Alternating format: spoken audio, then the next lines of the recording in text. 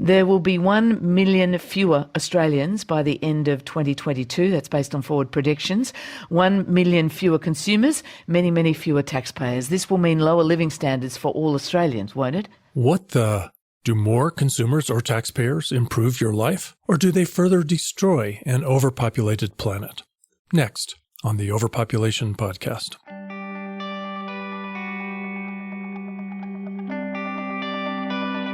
The soundbite that started this episode was not a politician assuming fewer consumers is bad news. I'd expect that from a politician, sadly. It was ABC Australia current affairs and political correspondent Fran Kelly on the RN Breakfast program. We'll dig into some of the growth-addicted, Ponzi demography thinking of politicians and journalists on this episode of the Overpopulation podcast, the podcast that dares to stand up for the right of future generations to live in a world worth inheriting. I'm your co-host, Dave Gardner, Executive Director of World Population Balance. Learn more about us at worldpopulationbalance.org. Erica isn't available for this episode, so we've invited guest co-host Nandita Bajaj back for another episode. Nandita, tell our listeners a little bit about yourself. Sure. My name is Nandita Bajaj. I live in Toronto, Canada with my husband, Mike, and my dog, Sophie. I currently work as a high school educator, but I'm on sabbatical pursuing my grad degree in humane education. And my area of interest is the overpopulation crisis, and that's what I'm working on for my thesis. Anyone who calls it a crisis must have a pretty good understanding of the issue, so thanks for joining us. Well, I'm pretty excited today about our special guest. Setting it up, in October of 2020, Sustainable Population Australia published a discussion paper called Silver Tsunami or Silver Lining: Why We Should Not Fear an Aging Population. And that really caught my interest because we're seeing a rise in the wringing of hands by policymakers and economists over an aging population. Of course, they don't describe it this way, but it's just a temporary bulge in the ranks of the elderly as all the baby boomers work their way through old age. Because younger people are choosing to have smaller families, their ranks aren't as big. And that's raising alarms over funding of pensions and other social programs for the elderly, maintaining recent rates of economic growth, balancing government budgets, filling jobs, et cetera, et cetera. That's a dangerous fear because it is driving some efforts at pronatalism and, efforts to grow the population of various countries, cities, territories, regions, in order to solve a problem that I suspect isn't really as big a problem as they think. So we're going to find out a little bit more about that, about whether it is a big problem or imagined. We're going to find out from Jane O'Sullivan. Jane, thanks for joining us today. You're very welcome, Dave. Lovely to speak to you. It's great to have you. Jane is the lead author of that paper that I spoke about. She's been a researcher at the University of Queensland for quite some time. Since 2009, you've been focusing a lot of attention on demographic pressures on food security, economic development, and environmental sustainability. You're an honorary research fellow at the university, and you are also on the National Executive Committee of Sustainable Population Australia. That's correct. And I could go on, but I will also mention that you're a member of the International Union for the Scientific Study of Population. You've authored an impressive list of papers on this and related subjects. We're going to put several links in the show notes. So, Jane, I'm counting on you to help us steer our listeners to find and explore more of your work. Great. Thanks, Dave. So first up, we want to know, why did you write this paper? How did this come about? It came about because aging has become the big bogey monster of our time. Governments around the world are more worried about an aging population than they are about climate change, if you judge by what they're willing to do in response to it, which is really bizarre. And it's developed as an excuse for promoting population growth. Do you think it's an excuse more than a rationale? I do, because debunking this myth about the problem of aging is not very difficult. Aha. And the reason it's not cutting through is because people want to believe that aging is a problem because it means they can keep promoting population growth. I had that question on my list, but it was a way down. But you make me want to jump right to it. Who wants to promote population growth and why? Well, there's a range of big businesses, basically, that benefit from having more people. They're usually the ones who don't really suffer from competition from more people. They've got a bit of a monopoly about what they produce and what they sell, and it's an advantage for them to have more customers or more workers competing each other down on wages in particular. So for them, they want the population to grow without a thought for where that's heading. There's no concept of the end game. It's all about the incremental change this year that will add to their bottom line. Unfortunately, they also control a lot of our political discourse because they have the ear of government, because they can afford to get the ear of government. So they convince a whole lot of people that what's in their interests is in everybody's interest. And that's not just in relation to aging, that's across the spectrum of neoliberal economics, I guess.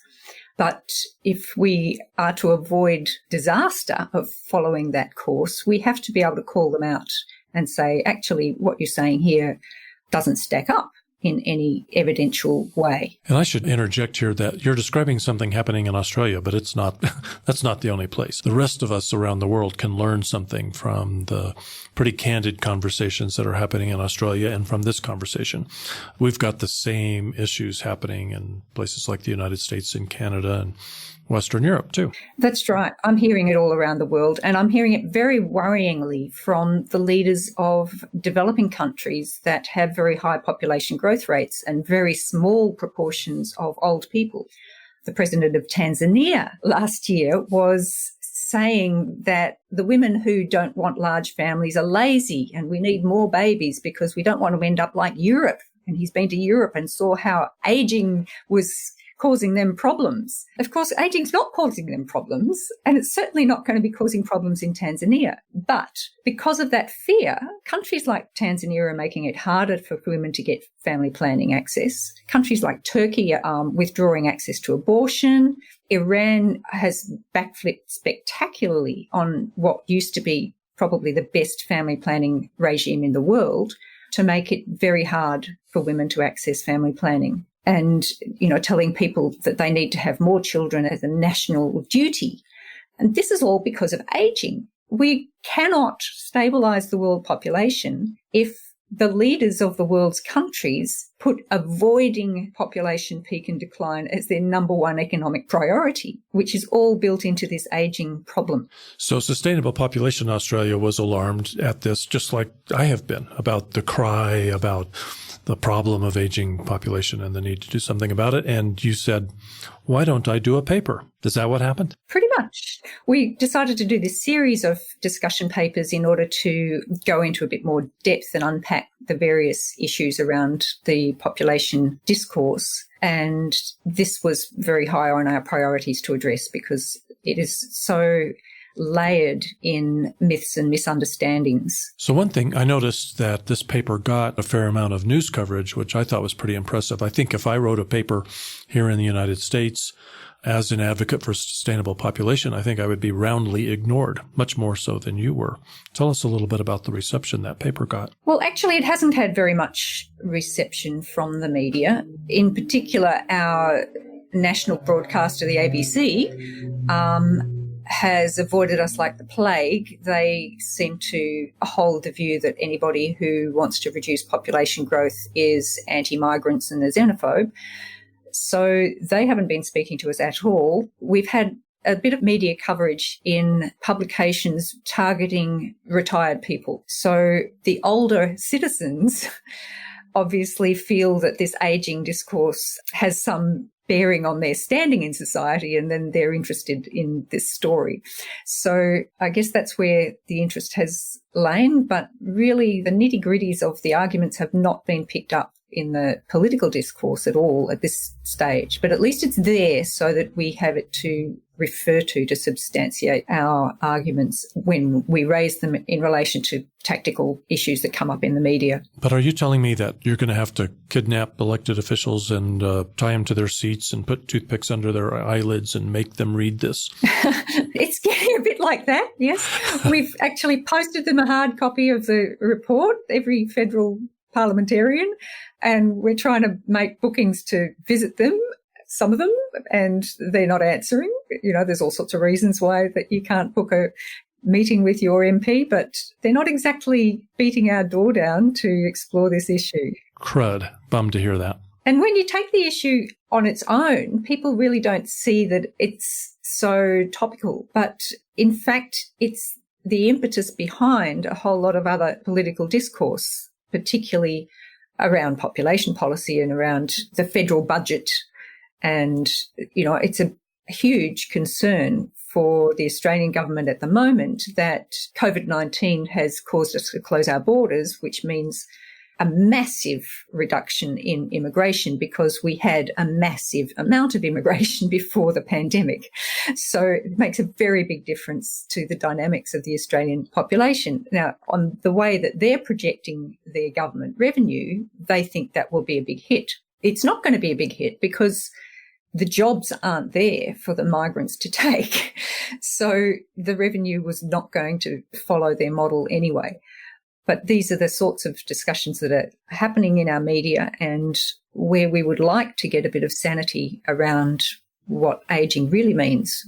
And it's around that workforce impact that the biggest myths lie. Mm-hmm. Before we jump into that, I want to play something for us, for our listeners. You mentioned that the ABC in Australia is ignoring you, the author of the paper and Sustainable Population Australia, but they're certainly talking to the politicians. And there was an interesting conversation on the ABC's Fran Kelly, RN Breakfast with Fran Kelly, just back in October of this year with Alan Tudge, the Minister for Population, Cities and Urban Infrastructure. And I want to just play a minute from that to give people kind of a sense of the belief that you just described. There will be 1 million fewer Australians by the end of 2022. That's based on forward predictions. 1 million fewer consumers, many, many fewer taxpayers. This will mean lower living standards for all Australians, won't it? Well, it certainly has a very big impact on our economy and on our GDP growth.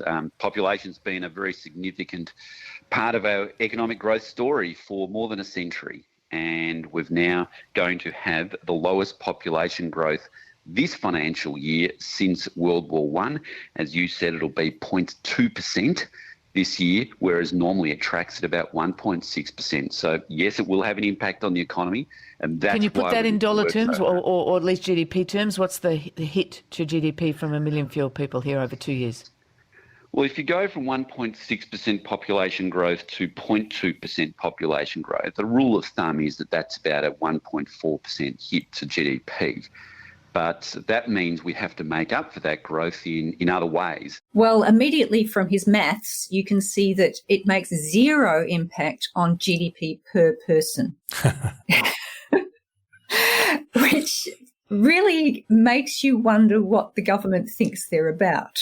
And it seems that they're about growing our economy just by feeding in more people without concern for whether it's actually making life better for anybody. So just bigger numbers. Just bigger numbers. So what they omit from all of their analyses is what they have to pay out to support those extra people. And I guess a core part of my work has been to point out that that's not just proportional to the extra people. It's disproportionately greater than the number of extra people because you actually have to build new stuff for them, not just provide the services per capita that the existing people have. So are you suggesting that there's not a return on investment, that it's not profitable? There's certainly not a return on investment. I mean, you can't say that we don't have enough people to function in the way that we want to as a sophisticated modern society. We've got plenty of people to do that. And globalization really means that you need fewer and fewer people in that regard because you can access the services of people anywhere on the planet for a whole range of things. So it's not a matter of not having a critical mass of people.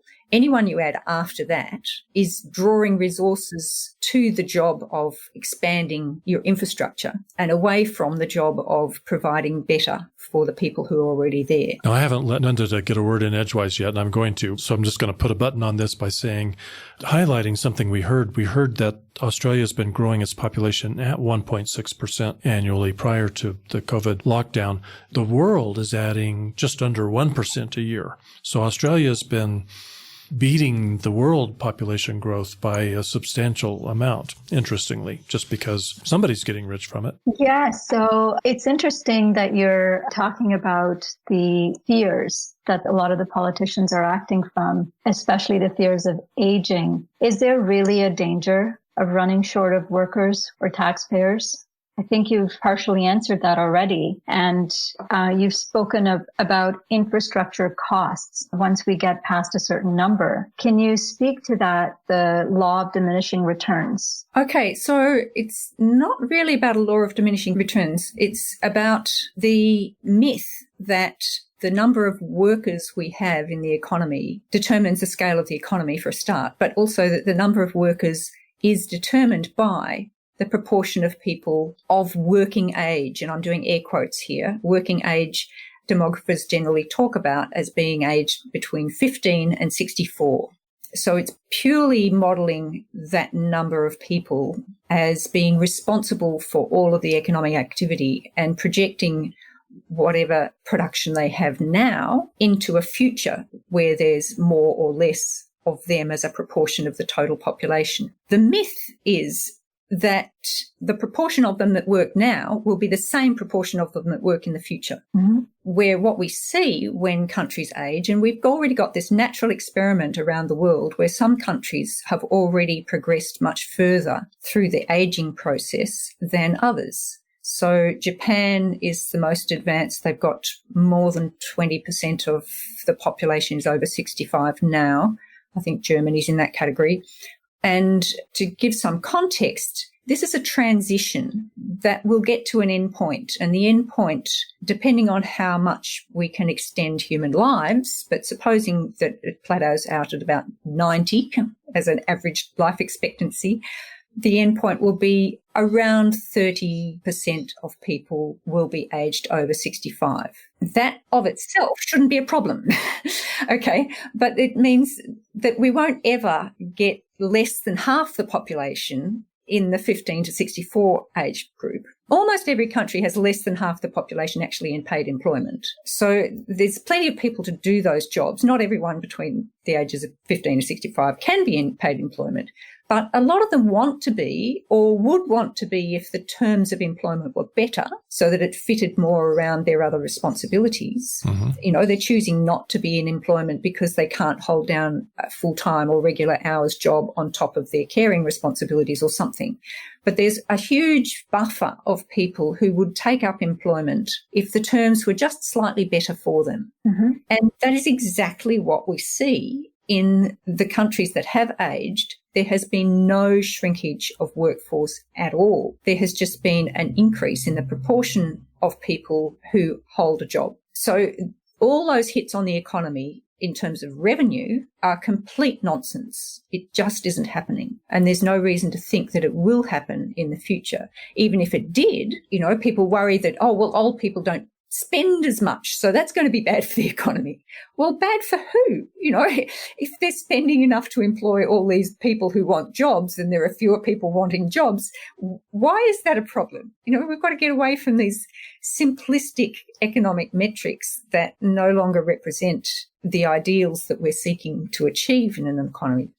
So there's not going to be a shortage of workers, and aging is really going to make it better for job seekers to get good, secure work on their own terms. It doesn't mean a great hike in wages that's going to be problematic for business profitability.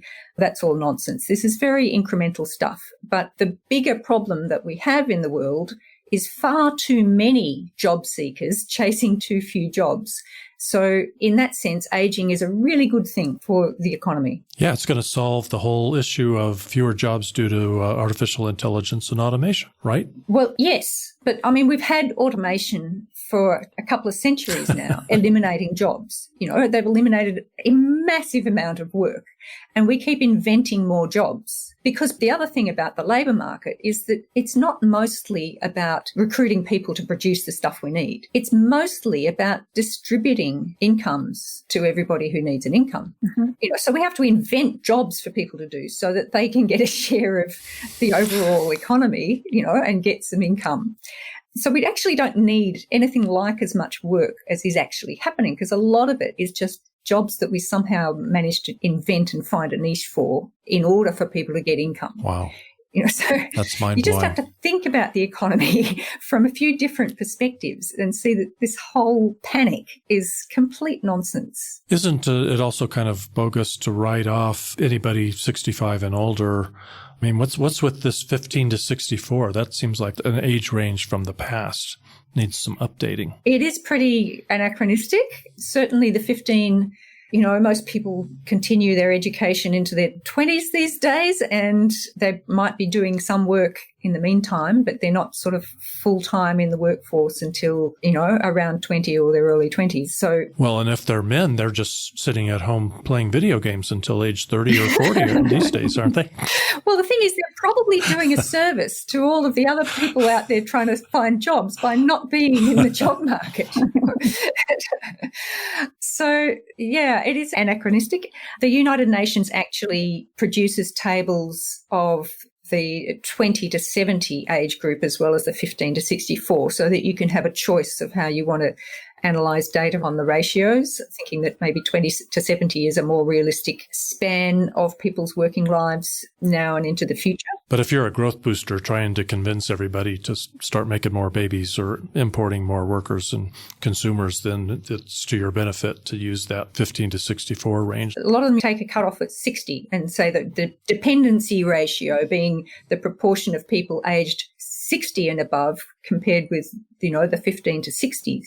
And that just makes the ratio look bigger, and they can panic about when that is going to tip over to have more people over 60, than under 60. And that's not going to happen. But it's all terribly arbitrary. The thing is that older people are not financially dependent on the working age population. And certainly in Australia, there are more working age people who are not in employment than there are people aged over 65. So that's a bit of a simplistic argument in that the over 65s tend to cost the government more in terms of their health needs and their likelihood of being on a pension, and the pension certainly pays better than the dole in Australia. Nevertheless, it would mean in the future that at least part of that pension burden is eased by reducing the number of people who are on welfare who are of working age, because they're actually able to get into the workforce. Just to that point, that the age-related healthcare, that's another point that you've deconstructed in the paper, is there's this ill-founded concern that the expenditure is going to be skyrocketing on healthcare, especially for the frail elderly. But you found that the data doesn't quite match all of these exaggerated concerns. Well, that's right. There's been quite a lot of literature in the demographic and health sphere about this, and what they are emphasising is that as lifespans are increasing, we're not seeing people in older years spending more time needing high levels of healthcare. We're seeing a compression of their disability into the last couple of years of life, but a longer period of life spent in good health. So if the life expectancy's moved up from 65 to 80, it doesn't mean that you've got an extra 15 years of supporting people with high health needs. The onset of old age-related disability might have moved up from 63 to, 87. We hope so, don't we? So it means that because of the demographic transition, and that's because birth rates have fallen, the death rates have fallen, and we're going to a pattern of the society where we have more even numbers of people of every age, which means that we inevitably get higher proportions in old age than the old pyramids, where due to mortality, we had lots of young people and fewer people as you go up the stack, which means you get a fairly small proportion in old age. But obviously that means we get more people with old age-related health issues. In the middle of the transition, when the death rates have gone down, but the pattern of the age distribution hasn't yet worked its way through, because that takes a whole lifespan to get those people into old age after them not dying in childhood. So in the middle of that transition, you get this period where the death rate is very low And that's where we've been for the last several decades. And in several decades, you get to think that that's normal. In fact, as aging progresses, the death rate's going to go up again just because there are more old people. So more of the people are reaching the end of their life. There is a health cost around death. Like most of the health costs in a person's life are concentrated in the last couple of years of their life. So the proportion of GDP we spend on health is going to go up because the death rate's going up. But it's not going to be astronomically higher, and it's not going to be unaffordable. You know, if we have a baby boom, everyone says, isn't this great for the economy? We can sell more nappies and cots and all these things that babies need that we have to spend money on. And that's great for the economy. But when you get more old people, you know, why don't we say, isn't this great for the economy? We can have more nurses and more healthcare people, and that'll be great for the economy. You know, it's just the same. It's actually good for the economy. It's just about how we choose to spend the money. Yeah, and I think you write in the paper about how, you know, if you have a smaller and smaller cohort of young people, the social programs for them, the expenses to support them can be shifted to temporarily take care of the additional expenses for that temporary bulge of the elderly. That's right. But governments then complain that, well, you know, we have to foot the bill for the elderly, whereas you parents foot the bill for the young. Fair enough, but governments can choose how that income's distributed. You know, they're the ones who collect the taxes and distribute it. So if you're just taking the health of the whole economy and the whole population, there's a whole lot of flexibility for redistributing resources to better support older people. And increasingly, older people are doing that themselves with their own market power. So it's not something that's going to create a huge rift in the way that economies run. It's just going to change the profile of our economy a bit, not anything like as disruptively as the information technology revolution, for instance. It's going to be a very gentle transition. We want to ask you a little bit about the possible solutions that the growth boosters are proposing. But before we jump into that, what else from the paper have we not given you a chance to explain? You know, I want to make sure we give you a chance to thoroughly debunk all of these aging population fears. What have we not talked about? Well, just to give a little bit more explanation about the infrastructure cost argument. And I think a lot of people kind of have trouble conceptualizing this, but once they get it, you get it and you see it everywhere. It's not, you know, after a certain level of that we reach diminishing returns. It is purely on the rate of population growth. So it doesn't matter if we're underpopulated, overpopulated, whatever your opinion is of where the ideal population is. If we're adding 1% more people every year to a country, that country has to spend about 7% of its GDP to put in place the stuff that those extra people need. Now, that's not all government funding. That's including private expenses on building new houses, buying cars, equipment, new workplaces, everything that has durability that was already in place for the people there last year that has to be expanded for the people this year. Now, you can say, well, that's good economic stimulus too, but it's taking the spending power that exists, which is the spending power of the existing people, that has to be stretched to accommodate these people who are about to arrive at a rate of 1% per year. So that's 7% of your GDP that's soaked up doing that.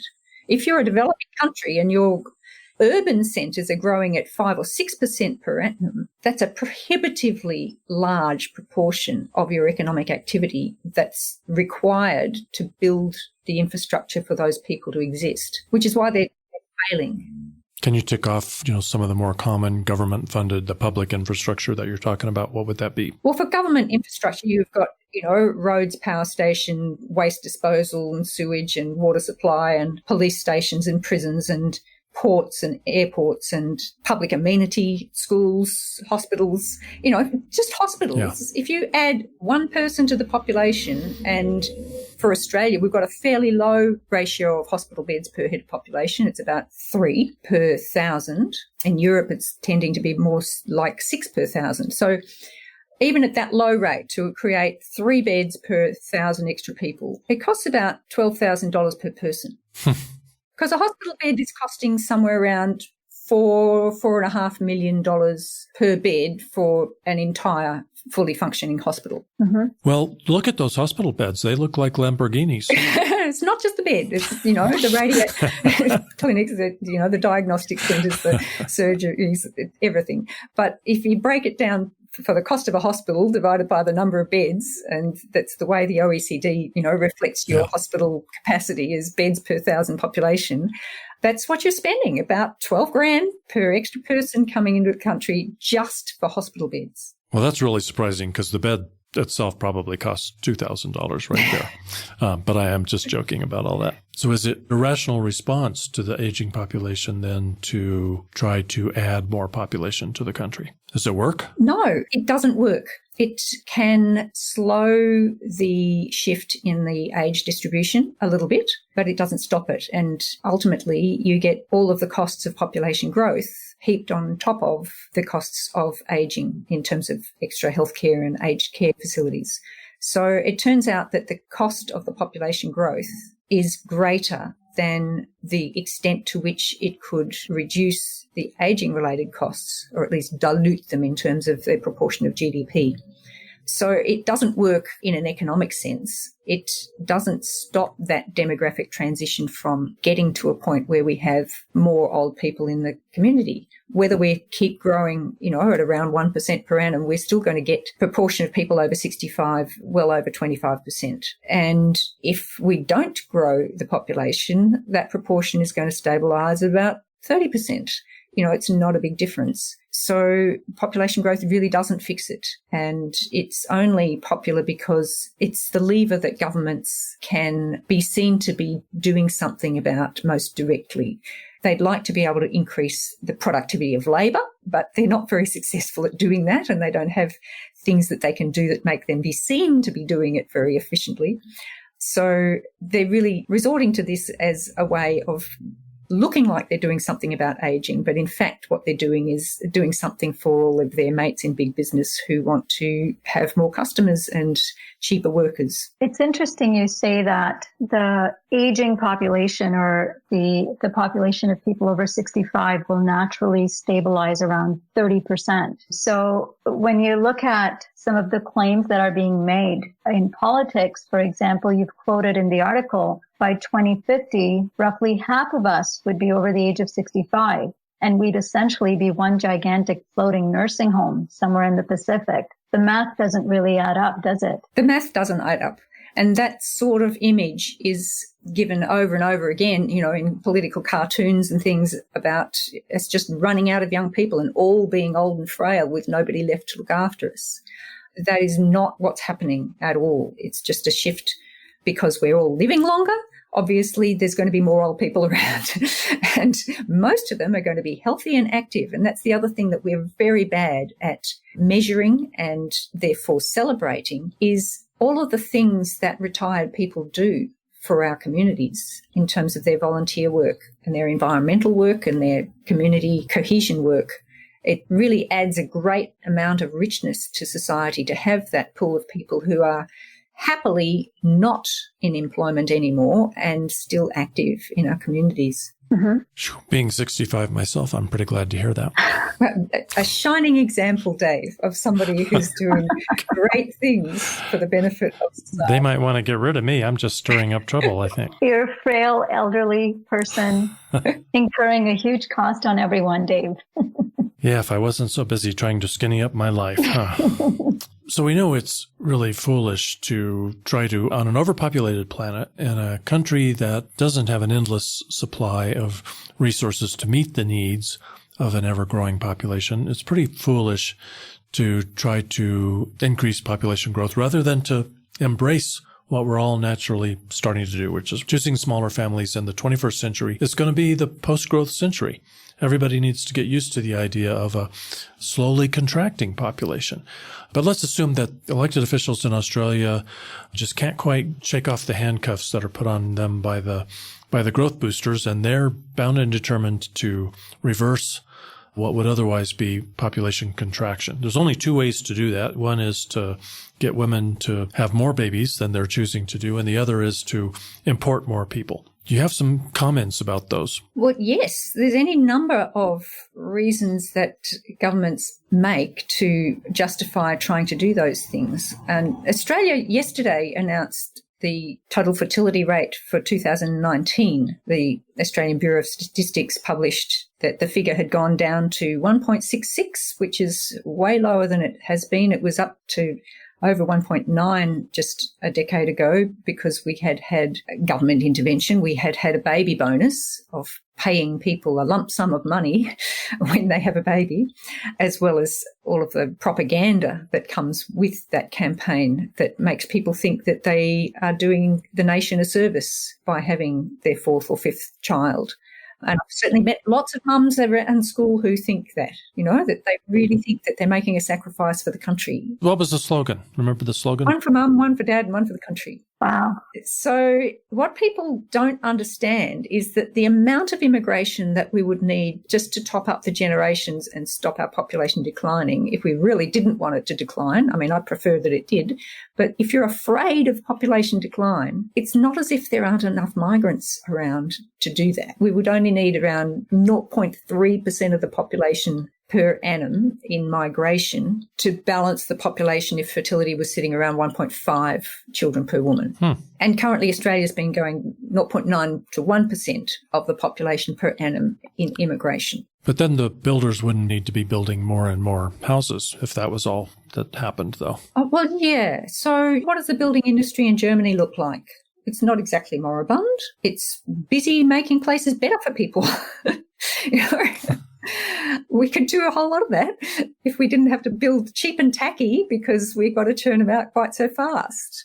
Every industry has its changes over time. And just because we go from building an extra 200,000 housing units a year down to just doing extensions and improvements and replacing places that burn down in increasingly frequent bushfires, then that's a transition that businesses can easily make over time. The thing about the building industry is that it's got a very high turnover of workforce. They're very ephemeral jobs and often not particularly attractive jobs, whereas the health industry, which will be growing a little bit as we age, generally produces good, secure careers for people that are much more family-friendly. So I can't see much of a problem in the economy changing in that direction. Mm-hmm.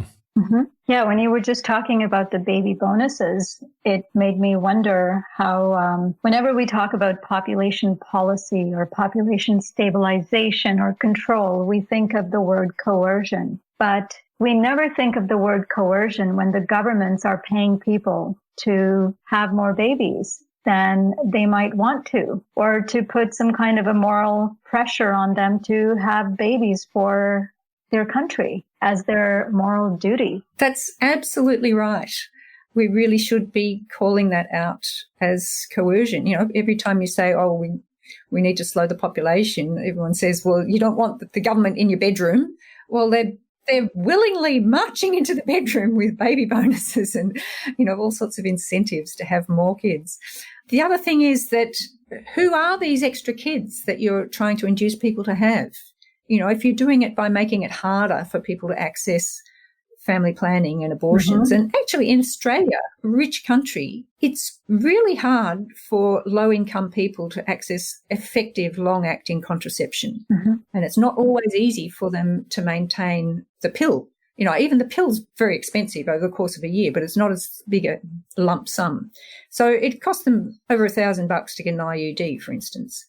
For a person in that position who can't afford to get an IUD, how can they afford to raise a child well? We know that when it's difficult for people to control their fertility, the extra children are turning up in poor families, in unstable families, in contexts where they're getting a very poor start on life.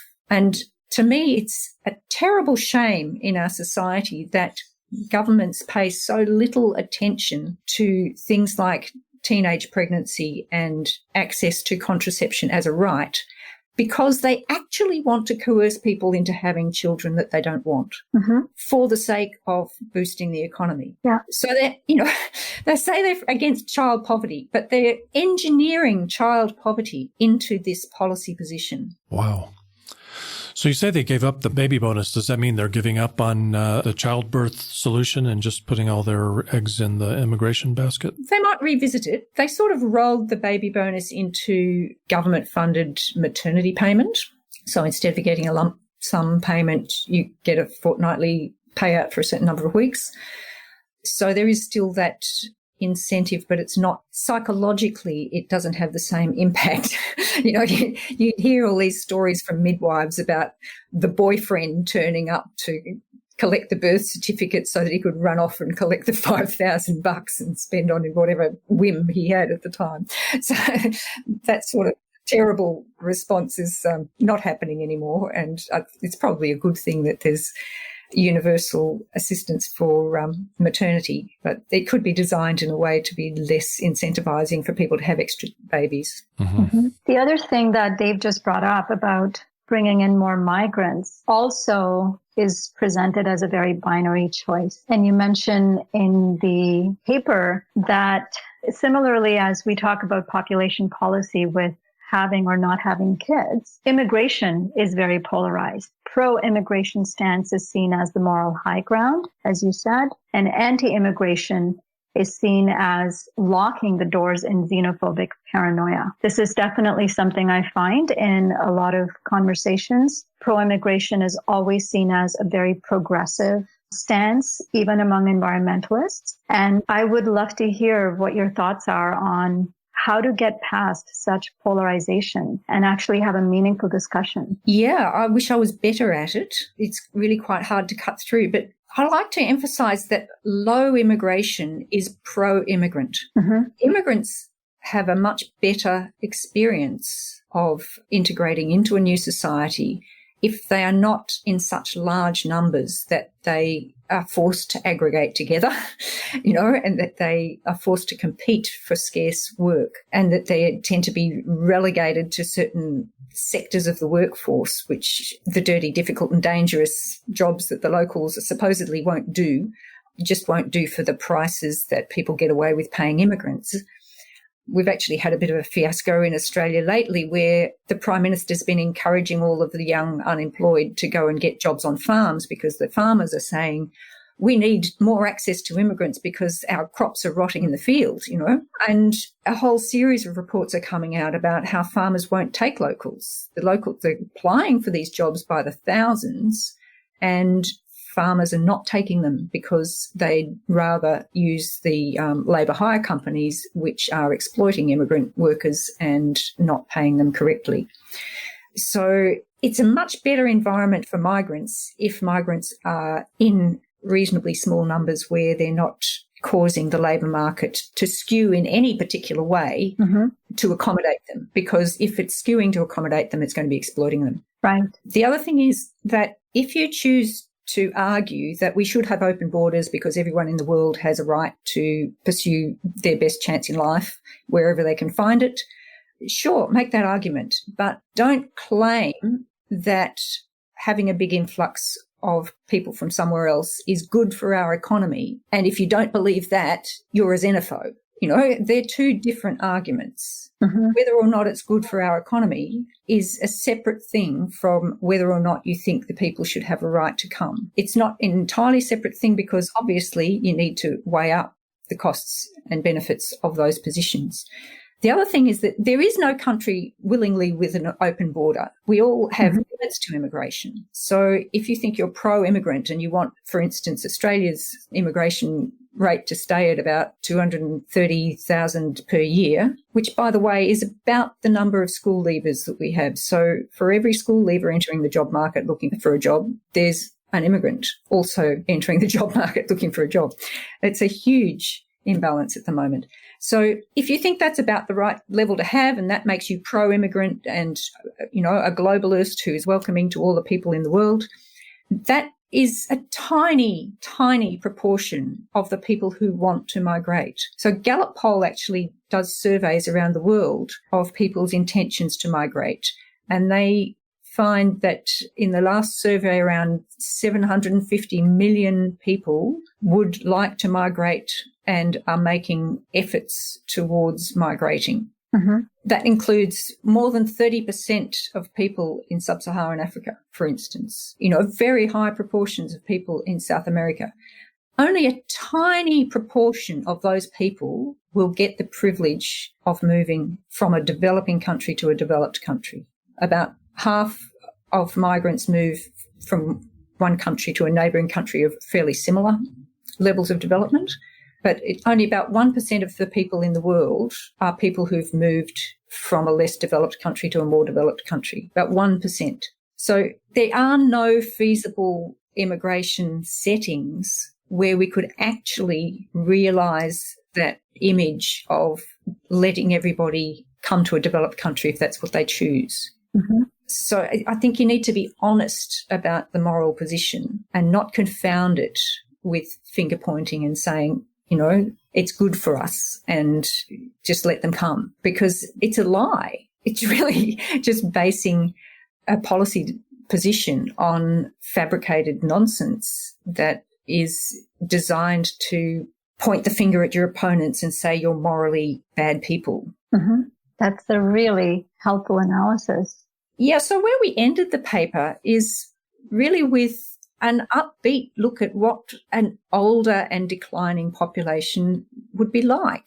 And this is what we call the depopulation dividends, the benefits of having improving environmental conditions for a start, increasing levels of amenity for people, being able to support our young people into careers and grow their human capital and their potential and give them lots more opportunities in life than the highly competitive world that we live in at the moment.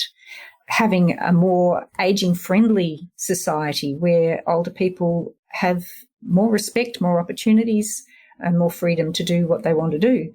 All of these things, more inheritance per person. The other thing is, if you've got a shrinking population, then more people are being well provided for in what they're inheriting from their parents. All of these things add up to a much richer, more vibrant, if you like, society. That word vibrant's often used in terms of a growing population. And I always think that it's the vibrancy of, a third world market where there are a whole lot more sellers than buyers and nobody's got time to take holidays because they're out there trying to make a buck.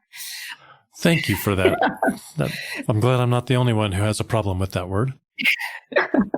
So to me, a vibrant future would be one where the wild biosphere is making a comeback and able to enrich our lives, and we are able to live somewhat more freely from all of the moral constraints that are always on us at the moment about consuming less and living in smaller spaces. And all of that is imposed on us because of our population density. So to me, a declining population is starting to free people up towards a more happy balance with nature and being able to support our next generation in really generous and empowering ways. That's a great finish. Well done. Thank you. Will you come back for future conversations? I'd be happy to, Dave. Thank you. Well, that's great. Well, we've been talking to Jane O'Sullivan from Australia. She's on the National Executive Committee of Sustainable Population Australia and a prolific researcher. We'll put links in the show notes to the paper that we've been talking about that debunks the fear of an aging population and a number of other good pieces from her work as well. Nandita Bajaj, thank you so much for helping me keep this interview on track. It's really great to have you as our guest co-host today. Great to be on, Dave. Thank you so much, and lovely to meet you, Jane. Lovely to meet you too, Nandita. I hope you'll both come back. You bet. Let me just quickly wrap it up. That's it for this edition of the Overpopulation podcast. You can visit worldpopulationbalance.org to learn more about how we can solve world overpopulation. At the website, you can sign the Sustainable Population Pledge, find all our podcasts, get on our email list, and become a supporting member. Can't overemphasize the fact that it's a nonprofit advocacy organization. We run on contributions from individuals just like you. Please consider supporting the vital work that we're doing at World Population Balance. You can find a donate button on the homepage quite easily. You can also find us on Facebook and Twitter. You can write to us. We always love to hear from you and frequently share your thoughts on the podcast. Send an email to podcast@worldpopulationbalance.org. And of course, share this episode, recommend it to friends, especially your elected officials who are probably addicted to growth and need a big, strong dose of rational thinking. Subscribe to this podcast so you don't miss an episode. That costs you nothing. Until next time, I'm Dave Gardner, reminding you that we know how to solve overpopulation. It's all about celebrating informed, small family choices. See you next time.